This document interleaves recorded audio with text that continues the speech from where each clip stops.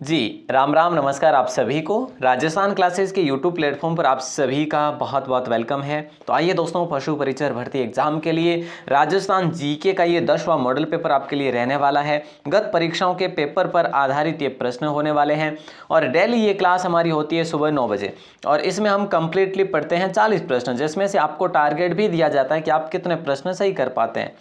लेकिन ये बड़े खेद की बात है कि आप में से जितने भी भाई बहन इस क्लास को देखते हैं, 2 जने कमेंट करते हैं कि सर मेरे इतने सही हुए हैं। तो उन दोनों को बहुत बहुत शुक्रिया और बहुत बहुत शुभकामनाएं कि आप एक्टिव हैं और सारे प्रश्न देखने के बाद आप ज़रूर जो है अपना आकलन भी करते हैं अपनी तैयारी का। तो बाकी जो नहीं कर पा रहे हैं उनसे भी रिक्वेस्ट है कि आप थोड़ा सा जो है काउंट ज़रूर करें। साथ साथ में आपके स्टडी की जो है स्टडी का आकलन होगा, आपकी तैयारी का आकलन होगा कि भाई आपने कैसी तैयारी करी। ये सारे प्रश्न ओल्ड पेपर पर आधारित हैं और ओल्ड पेपर के प्रश्न आपको एग्जाम में 70% अगर ना दिखे तो मुझे बताना कि सर नहीं दिख रहे। तो हर एग्जाम में देखने को मिल रहे, तो फिर इसमें तो स्वाभाविक है। और आज का पहला सवाल आपकी स्क्रीन पर है, ज़रूर बताइएगा कितने प्रश्न आप सही कर पाते हैं। ठीक है। और दूसरी बात है कि आपको पीडीएफ भी मिल पा रही है, फ्री हम पीडीएफ आपको दे रहे हैं। फ्री में आपको सिलेबस जो है डिस्क्राइब करके दे दिया है। आपको जो है देखो, मैथ्स के कंप्लीट नोट्स दे दिए हैं, साइंस के भी कंप्लीट नोट्स दे दिए हैं। अब जो है रनिंग में राजस्थान जीके के चल रहे तो दे रहे हैं आपको 5-7 पीडीएफ अपलोड हो गई है। नहीं देखिए तो ज़रूर देखना। ग्रुप में ज्वाइन कर लीजिएगा, ग्रुप का लिंक डिस्क्रिप्शन में भी है, या फिर आप लास्ट तक अगर जुड़े रहते तो मैं आपको नंबर भी दे दूंगा बीच में या लास्ट में, जहाँ पर भी। ठीक है। निम्नलिखित में से कौन सा ग्रंथ जालोर के शासकों की उपलब्धियों के बारे में बताता है? तो यहाँ पे आपका राइट आंसर जो होगा वो कौन सा होगा? बोले सर जालोर के शासकों की उपलब्धियों के बारे में कानरदे प्रबंध बताता है। ठीक है, कानरदे प्रबंध ऑप्शन डी को हम लोग लॉक करने वाले हैं। और आपसे मैं एक सवाल कर लूँ कि भाई कानरदे किसने लिखा था? कानरदे प्रबंध तो पद्मनाभ ने लिखा था। ठीक है, पद्मनाभ ने, तो ये भी आपको पता होना चाहिए। अगला सवाल है कि राजस्थान का कौन सा जिला अजरक प्रिंट के लिए पॉपुलर है? राजस्थान का कौन सा जिला जो है अजरक प्रिंट के लिए पॉपुलर है? तो बाड़मेर जिला हो जाएगा। ठीक है, बड़ा अच्छा सवाल है। और दाबू प्रिंट के लिए कौन सा है? अकोला चित्तौड़गढ़ है, वो भी आपको पता होना चाहिए, कल की क्लास में हमने पढ़ा था। ठीक है, तो इम्पोर्टेंट सवाल था। और अगला सवाल है कि मारवाड़ का परगनारी विगत के लेखक। दोस्तों, एक साहित्य का एक सवाल आपको 100% देखने को मिलेगा अपने एग्जाम में, तो क्यों ना थोड़ा सा अच्छे से यहीं पर रीड कर लेते हैं अपन, है ना। तो यहाँ पे जो है आपका राइट आंसर क्या होगा? बोले सर मूणोत नैन सी ने लिखा था मारवाड़ा परगनारी विगत। ऑप्शन सी जो है आपका राइट आंसर होगा। अगला सवाल देखते हैं क्या पूछा जा रहा है। देखिए, अगला सवाल है गोरा बादल महल और नवल खा बुर्ज कहाँ पर अवस्थित है? देखिए दोस्तों, गोरा बादल महल और नवल खा बुर्ज जो है ना, ये कहाँ पर अवस्थित है? तो इसका राइट आंसर होगा आपका चित्तौड़गढ़ में स्थित है। ठीक है, ऑप्शन ए को लॉक करेंगे। और चित्तौड़गढ़ को राजस्थान का गौरव कहा जाता है, सभी को मालूम है, क्योंकि यहाँ पे जो है सबसे अधिक हमें देखने को मिलेंगे ऐतिहासिक धरोहर। और ये जो है यहाँ पे सबसे अधिक समय तक, लंबे समय तक चलने वाला राजवंश जो कि गुहिल राजवंश हुआ करता था। निम्नलिखित में से कौन सा राजस्थान राज्य की लंबाई को उत्तर से दक्षिण की ओर किलोमीटर में दर्शाता है? इनमें से उत्तर से दक्षिण मैंने आपको कई बार बताया अपनी क्लास में, इसी मॉडल पेपर में, उत्तर से दक्षिण और पूर्व से पश्चिम। अगर बात करें पूर्व से पश्चिम की तो 869 है, उत्तर से दक्षिण की बात करें 826 है। 826 कहीं पे मिल रहा है, ऑप्शन डी में मिल रहा है, तो बिल्कुल आपका सही आंसर हो जाएगा। और इन दोनों के मध्य अगर किलोमीटर के अंतराल की बात करें तो 43 किलोमीटर का अंतराल है, ये भी आपको पता होना चाहिए। इनमें से ये जो है आप माइनस कर लीजिए। संत लालदास जी के लिए अच्छी तरह से जाने जाते हैं। संत लालदास जी किसके लिए सबसे अच्छी तरह से जाने जाते हैं, या फिर उनको हम जो है क्यों मानते हैं, क्यों पूछते हैं, क्यों वे लोक कल्याण के लिए माने जाते हैं? तो यहाँ पे आपका राइट आंसर होगा सांप्रदायिक सद्भावना के लिए जाने जाते हैं। ऑप्शन बी को लॉक करेंगे। ठीक है, ओके सर, अच्छा सवाल था। लालदास जी जो कि अलवर क्षेत्र में पॉपुलर है, या फिर बीकानेर में, बताइए जल्दी से। बिल्कुल सर, अलवर और भरतपुर साइड में ही है जो इनकी प्रमुख पीठ है। और याद रखिएगा, हालांकि दोस्तों देखो, इनकी प्रमुख पीठ तो भरतपुर के नेगला में है, लेकिन इनकी जो समाधि है वो समाधि शेरपुर अलवर में ली गई थी इन्होंने। ठीक है, चलिए, प्रसिद्ध 84 खंभों की छतरी कहाँ पर अवस्थित है? 84 खंभों की छतरी से का बारे में आपको पूछा जा रहा है, तो बताइए दोस्तों, बूंदी में है क्या? हाँ जी सर, बूंदी में है, कोटा और बूंदी के मार्ग पर स्थित है। ऑप्शन ए आप सभी का लॉक हो जाएगा। और 80 खंभों की छतरी कहाँ पर है? अलवर में है सर, है ना, मूसी महारानी की छतरी है। अगला सवाल है कि मुगलों के साथ निरंतर संघर्ष में रहने वाले मारवाड़ के शासक कौन थे? मुगलों के साथ रहते हुए उनका नाम, मुगलों के साथ निरंतर संघर्ष में रहने वाले मारवाड़ के शासक, देखो विरोध का पूछा जा रहा है, मतलब मुगलों के विरोध में जो संघर्ष कर रहे थे वो थे चंद्रसेन, जो कि मालदेव के पुत्र थे, और ये महाराणा प्रताप के जो है हम कह सकते हैं पथगामी थे। ठीक है, अगला सवाल देखिए, एकलिंगनाथ जी के मंदिर का निर्माण जो है किसने करवाया था? एकलिंग जी के मंदिर का निर्माण किसने करवाया था? उदय सिंह ने, महाराणा कुंभा ने, बप्पा रावल ने या जय सिंह चौहान ने? तो इसका राइट आंसर क्या होगा? जल्दी से बताइए सर। बिल्कुल बप्पा रावल को लॉक करेंगे, है ना, बप्पा रावल को लॉक करेंगे सर, ऑप्शन सी को लॉक करेंगे। बहुत अच्छा सवाल था। और एकलिंग जी का मंदिर जो है ये कहाँ पर है? बोले सर उदयपुर में है। राजस्थान के एकीकरण के समय जोधपुर के महाराजा कौन थे? ये सवाल आपसे किया जा रहा है। राजस्थान के एकीकरण के दौरान जोधपुर के महाराजा जो थे ना, वो थे हनुमान सिंह, जो कि अपनी एक अलग रियासत रखना चाहते थे, अपने आप को स्वतंत्र रियासत रखना चाहते थे, है ना, तो ये भी आपको पता होना चाहिए। अगला सवाल है, आहड़ सभ्यता की सर्वप्रथम खुदाई किसने की थी? आहड़ सभ्यता, आहड़ यानी कि अक्षय कीर्ति व्यास, यानी एक के व्यास। ठीक है, उसके बाद जो आए थे वो कौन आए थे दोस्तों? रतन चंद्र अग्रवाल आए थे, रतन चंद्र अग्रवाल आए थे। और आपसे मैं अगर सवाल करूं भैया, ये आहड़ जो है ना ये कैसी ताम्रयुगीन संस्कृति है, ठीक है, और अगर बात करें इसे ताम्रनगरी भी आप कह सकते हैं। और भी हम बात करें यहाँ पे जो है हमें जो भी देखने को मिलते हैं वो ताम्र से रिलेटेड ही मिलते हैं। और अधिकतर जो है ये जो संस्कृति है ये किस नदी के किनारे है? तो आहड़ नदी के किनारे ही है। अगला सवाल है, किस अभिलेख में गुर्जर प्रतिहारों को लक्ष्मण के वंशज कहा गया है? किस अभिलेख में गुर्जर प्रतिहारों को लक्ष्मण का वंशज कहा है? तो ऑप्शन जो है आपका जोधपुर अभिलेख में कहा गया है, या फिर ग्वालियर अभिलेख में। बोले सर ग्वालियर अभिलेख में कहा गया है, गुर्जर ग्वालियर, ऐसा आप याद रख लेंगे क्या? गुर्जर ग्वालियर याद रखेंगे आप। राग चंद्रिका किसके द्वारा रचित है दोस्तों? तो राग चंद्रिका जो है ये द्वारका नाथ भट्ट के द्वारा रचित है राग चंद्रिका। ऑप्शन ए को आप अच्छे से लॉक करेंगे, जो कि जयपुर से संबंधित है। अगला सवाल है, अकबर की शाही सेना ने किसके नेतृत्व में जोधपुर पर कब्जा किया था? अकबर की जो शाही सेना थी उसने जोधपुर पर कब्जा किया था। ये सवाल हालांकि मुझे नहीं लगता इस प्रकार से आपको पूछे, थोड़ा और डिफरेंट जरूर करेंगे। हुसैन कुली खान सन जरूर आपसे पूछेंगे, अगर सन पूछेंगे तो फिर आपके लिए आसान हो जाएगा। तो ऑप्शन सी आप सभी का लॉक हो जाएगा, हुसैन कुली खान। क्लियर है? अगला सवाल देखिए, अहिरवाटी और मेवाती बोलियां निम्न में से किस वर्गीकरण में आती है, किस क्लासिफिकेशन में आती है? बताइए दोस्तों। उत्तर पूर्वी राजस्थान, अहिरवाटी और मेवाती, उत्तर और पूर्वी राजस्थान। ठीक है, बिल्कुल सर याद रखेंगे हम। ठीक है, यहाँ से हम बात करें, यहाँ से लेकर यहाँ तक ये जो है उत्तर पूर्वी राजस्थान आपका आएगा। ठीक है, उत्तर पूर्वी राजस्थान, तो ये भी आपको अच्छे से याद रखना है। अगला सवाल है कि राजस्थान में राजनीतिक गतिविधियों के संचालन हेतु सर्वप्रथम किस राज्य में 1934 में प्रजामंडल की स्थापना की गई है? तो बताइए, राइट आंसर को लॉक करेंगे जोधपुर को। ऑप्शन ए आप सभी का सही आंसर हो जाएगा। बड़ा अच्छा सवाल है आपका।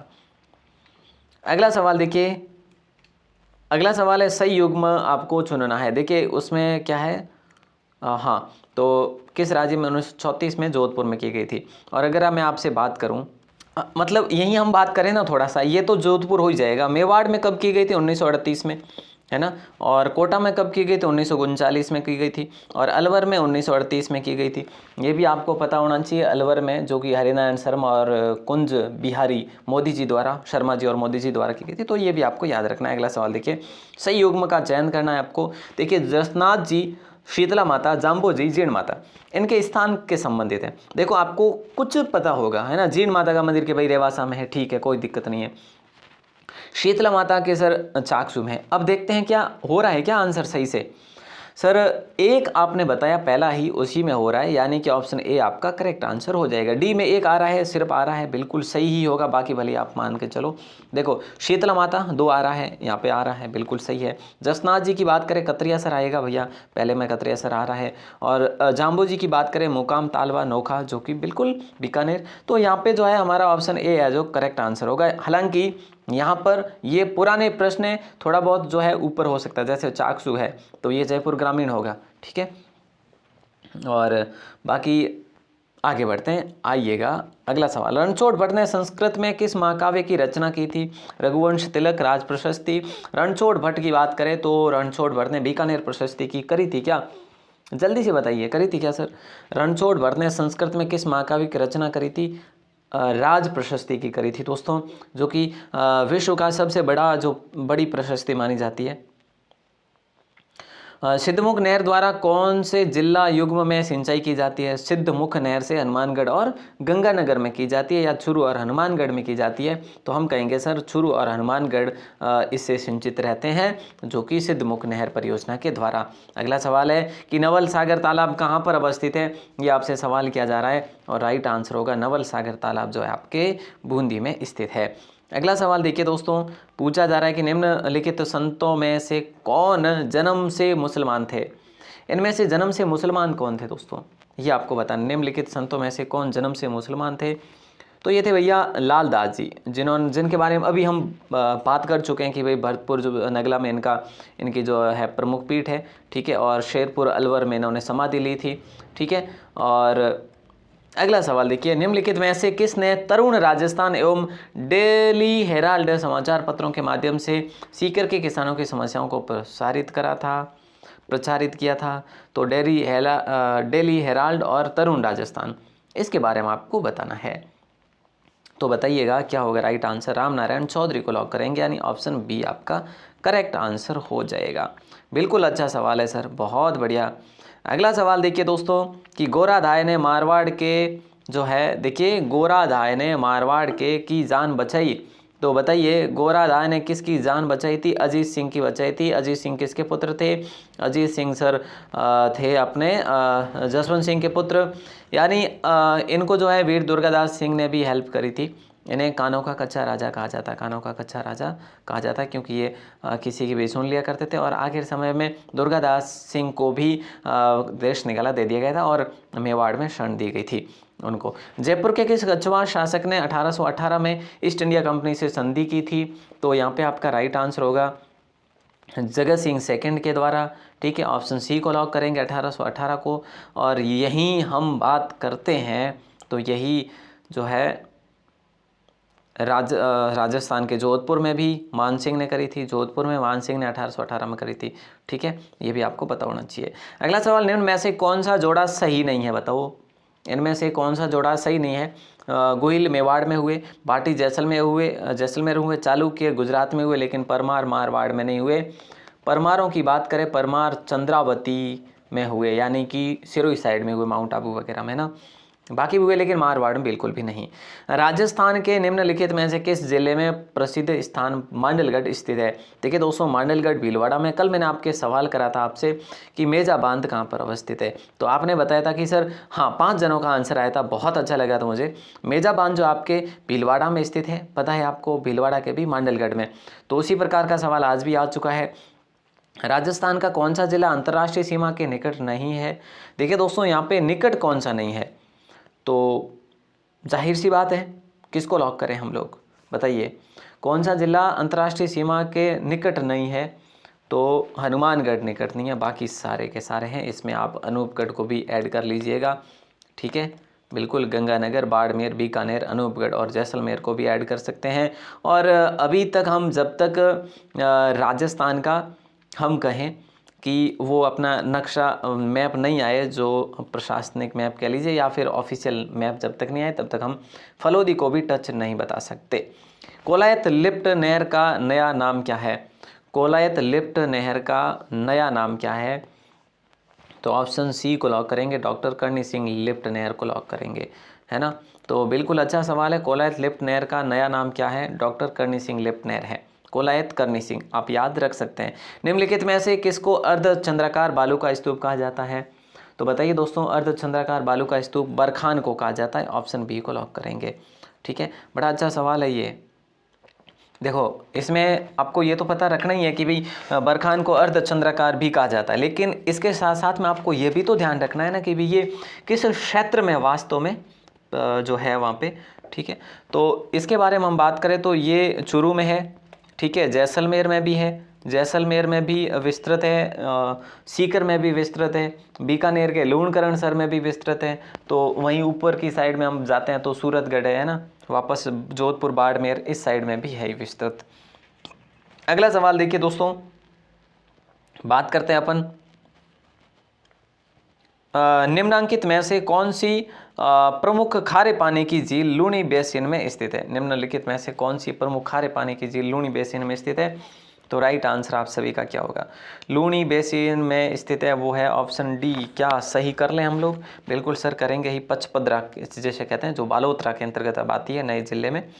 अगला सवाल है कोठारी नदी का उद्गम कौन सा है। कोठारी नदी मेजा बांध जिसर बना हुआ है, भीलवाड़ा में है ना। तो यहाँ पे अब आज का मेरा ये सवाल रहेगा कि कोठारी, अच्छा चलो ठीक है, आज का सवाल आगे करते हैं अपन। तो यहाँ पे दिवेर पहाड़ी हो जाएगा भैया, है ना, दिवेर पहाड़ी, ऑप्शन बी को लॉक करेंगे, राजसमंद दिवेर पहाड़ी। निम्नलिखित में से किस जिले में भूरी मृदाएं मिलती है। देखिए दोस्तों, इनमें से किस जिले में भूरी मृदाएं मिलती है। तो भूरी मृदा आपको सवाई माधोपुर में देखने को मिलेगी। कहाँ पे, सवाई माधोपुर में। कमरों को खुशबूदार और ठंडा करने के लिए किस घास का जो है उपयोग किया जाता है, किस प्रकार की घास आती है जिसका हम बात करें तो उसको कुछ भी करके उसको अच्छे से बनाते हैं, उसका हम कहें तो खस नामक घास से इत्र बनाया जाता है वैसे, ठीक है। तो खस जो है घास आपका ऑप्शन सी लॉक हो जाएगा। अब ये कहाँ पे पाई जाती है, मुख्य रूप से कोटा है, जैसे टोंक है ना, सवाई माधोपुर है, जैसे भरतपुर है, इस क्षेत्र में ये पाई जाती है। अगला सवाल, निम्न में से किस प्रदेश में स्टेपी प्रकार की वनस्पति पाई जाती है। बताइए दोस्तों, स्टेपी प्रकार की वनस्पति को किसके साथ लॉक करें हम लोग। ऑप्शन 4 है आपके सामने, तो हम करेंगे उप आर्द्र को, ठीक है, ऑप्शन डी को लॉक करेंगे। बड़ा अच्छा सवाल था ये। अगला सवाल देखिए, सूखा संभावित क्षेत्र कार्यक्रम कब लागू किया गया। सूखा संभावित क्षेत्र कार्यक्रम कब लागू किया गया। तो ऑप्शन ए को लॉक करेंगे, 1974-75 में लागू किया गया। बड़ा अच्छा सवाल है, इंपॉर्टेंट सवाल भी है। अगला सवाल है, राजस्थान निम्नलिखित में से किस जिले में अफीम का सर्वाधिक उत्पादन होता है। तो देखिए दोस्तों, हनुमानगढ़ में सबसे अधिक अफीम का उत्पादन होता है, या फिर चित्तौड़गढ़ में सबसे अधिक होता है। चूरू और गंगानगर को हम नहीं करेंगे, ठीक है। देखो सूखा संभावित क्षेत्र कार्यक्रम, हाँ ये इसमें आपका ऑप्शन ए ही सही है। तो इसमें आपका ऑप्शन सी सही होगा, चित्तौड़गढ़ जो है लॉक करेंगे हम लोग। और अगला सवाल, निम्न में से भैंस की कौन सी प्रजाति दुग्ध उत्पादन के लिए सर्वश्रेष्ठ है। कौन सी प्रजाति दुग्ध उत्पादन के लिए सबसे महत्वपूर्ण है। तो वो है भैया आपकी मुर्रा भैंस नस्ल, ठीक है, ओके।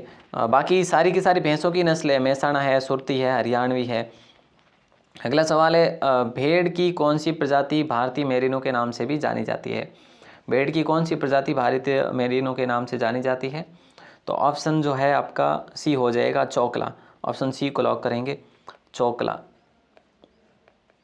ऑप्शन सी आपका लॉक हो जाएगा। अगला सवाल देखिए, चौकला भेड़ है ना। देखिए निम्न में से गाय की कौन सी प्रजाति जालोर, सिरोही, पाली और बाड़मेर जिलों में पाई जाती है। ये मोस्टली क्वेश्चन जो है ये आपके पशु परिचर एग्जाम में ऐसे ही कुछ इस प्रकार से पूछे जाने वाले हैं।